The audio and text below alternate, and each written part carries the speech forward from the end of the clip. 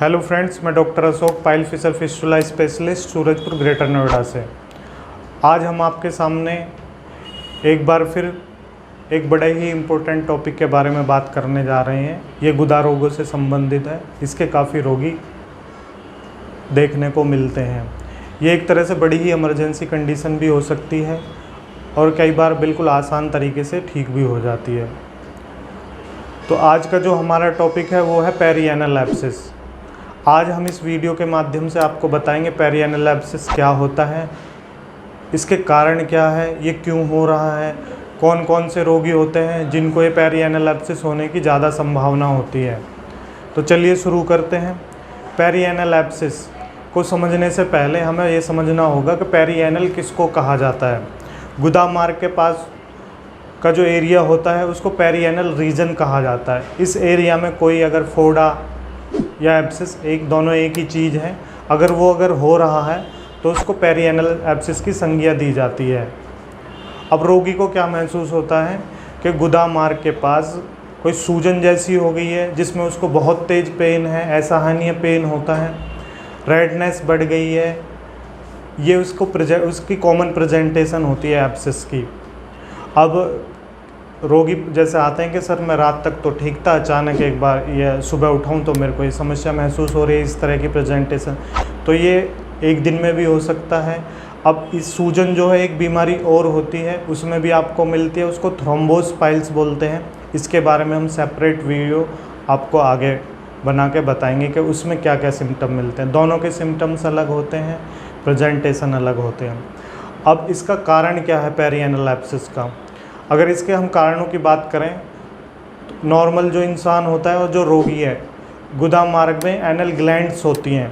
Anal glands का काम क्या होता है? वो गुदा मार्ग को अंदर लुब्रिकेट रखती हैं, चिकना करके रखते हैं ताकि स्टूल आए और आसानी से पास हो जाए। अब इन एनल ग्लैंड्स के अंदर ही एनल डक्ट्स होती हैं। डक्ट्स बोले तो ढक्कन को हम कह सकते हैं। तो जो रोगी फोर्सफुली जो जिनको स्टूल होता है, मान लिया 3-4 बार जा रहे हैं, उनको फोर्सफुली स्टूल आया, फोर्स के कारण जो डक्ट्स होते हैं वो ओपन हो जाती हैं कई बार। जो स्टूल है वो अंदर डक्ट्स के थ्रू एनल ग्लैंड्स में पहुंच जाता है।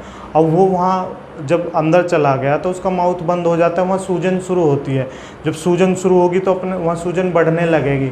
अब गुदा मार्ग में होता क्या है कि कुछ स्पेस होते हैं छोटे छोटे, तो जिधर से भी उसको वो स्पेस आसानी से टूट सकेगा पस के थ्रू, जो पस वहाँ पे इकट्ठा हो रहा है, इन्फेक्शन वहाँ इकट्ठा हो रहा है, तो जहाँ भी वो जो स्पेस है वो हल्का दिखेगा, उसकी दीवार हल्की दिखेगी, वो वहाँ से टूट के फोड़ के बाहर निकल जाएगा।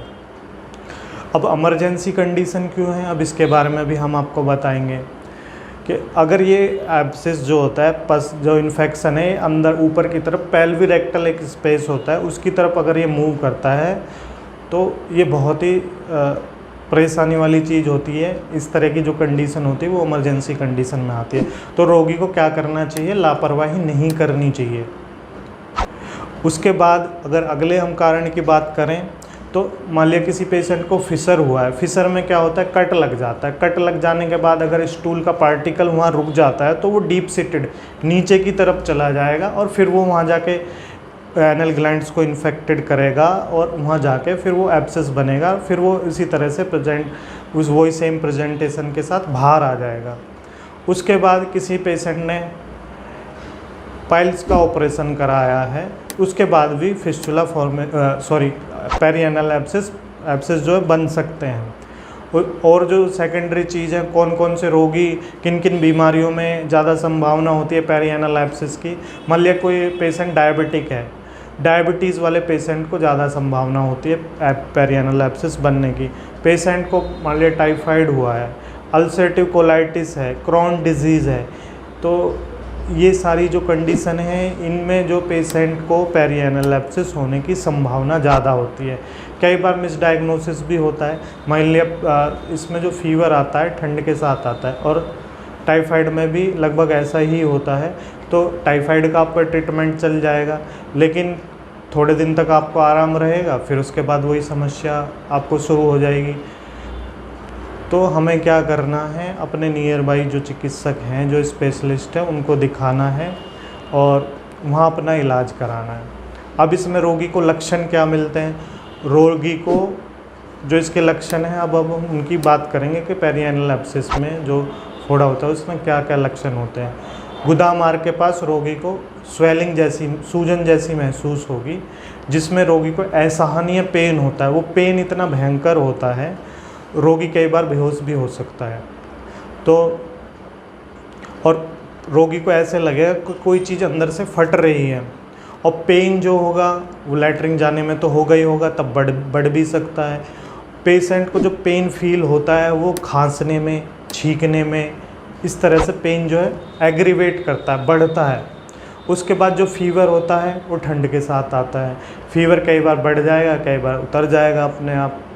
रोगी को जो सूजन होती है वो लाल रंग की हो जाती है, लालिमा टाइप में सूजन होती है। तो इसके कॉमन सिम्टम हैं। अब जब इसको इस तरह की पेरिएनल एब्सिस होते हैं तो उन रोगियों को क्या करना चाहिए। उन रोगियों को अपने नियर बाई जो स्पेशलिस्ट हैं उनको दिखाना चाहिए।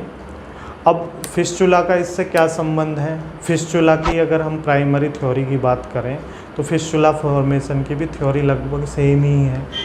तो जो इस तरह के जो एब्सिस हैं वो लगभग 100% फिस्चुला में कन्वर्ट होते हैं।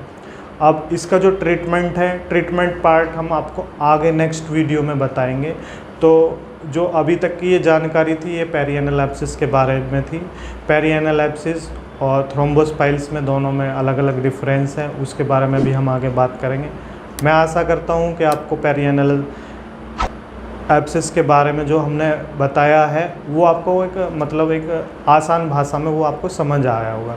अगर आपके आसपास कोई इस तरह का मरीज़ है जिसको इस तरह की परेशानी है, आप उसको ये वीडियो भेजिए, शेयर करिए। और आप अगर हमारे YouTube चैनल पर नए हैं तो हमारे चैनल को सब्सक्राइब करें।